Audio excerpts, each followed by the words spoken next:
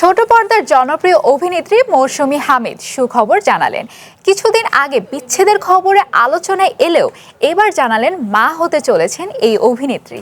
একই সঙ্গে প্রথমবারের মতো প্রকাশ্যে আনলেন দ্বিতীয় বিয়ের খবরও।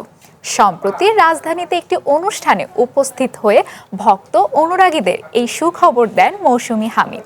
এ সময় তিনি প্রথমবারের মতো সবার সঙ্গে পরিচয় করিয়ে দেন তার স্বামী আব্দুল ওয়াদুদকে।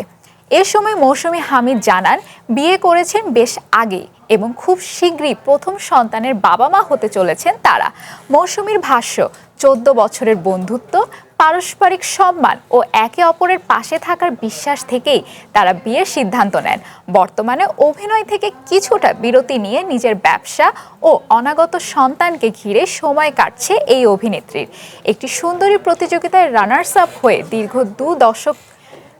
দু দশকে অসংখ্য জনপ্রিয় টিভি নাটকের পাশাপাশি বেশ কিছু সিনেমাতেও অভিনয় করেছেন মৌসুমী হামিদ।